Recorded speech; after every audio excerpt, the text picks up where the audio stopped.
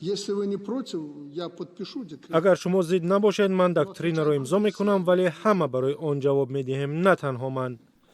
الکساندر لوکاشنکو با همین سخنان سندی را امضا کرد که 20 سال باز موافقه میشد. رهبران روسیه و بلاروس سند را تصدیق کردند که 28 برنامه همگرایی دو کشور را در بر میگیرد. پوتین و لوکاشنکو برای امضا دیدار نکردند، به جای آن مراسم امضا آنلاین و در حضور رهبران حکومت ها و پارلمان ها صورت گرفت.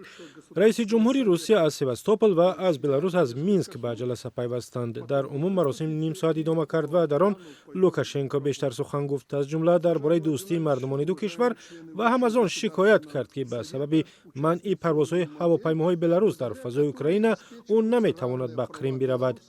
ولادیمیر پوتین پس از سخنرانی درباره روز یگانگی مردمی که روز 4 نوامبر تجلیل می شود از آن گفت که چگونه روسیه به بلاروس گاز را ارزان می فروشد و برای چی امضای سند مهم است.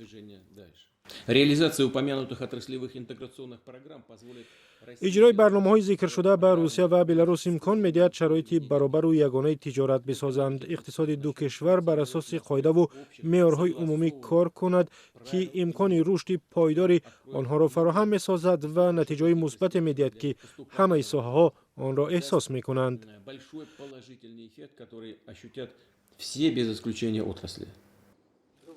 جزئیات 28 برنامه عهدنامه را پس از دیدار پوتین و لوکاشنکو در مسکو نشر کردند. سندها اساساً مسائل مطابق کردن معیارهای اقتصادی و مالیات، بانکداری، کشاورزی و تأسیس بازار یگانه نفت و گاز و انرژتیک را در بر می‌گیرد. درباره تأسیس پل و پارلمان یگانه سخنی نیست. دو رهبر همچنین دکترین مشترک نظامی را تصدیق کردند. امضای این برنامه‌ها را سازشنامه تأسیس کشور متحد بین روسیه و بلاروس در سال 1999 پیش بینی کرده بود، اما از آنها فقط 2 برنامه اجرا شده است. политической конъюнктуре в наших, и уверен, мы сегодня как следует поработаем.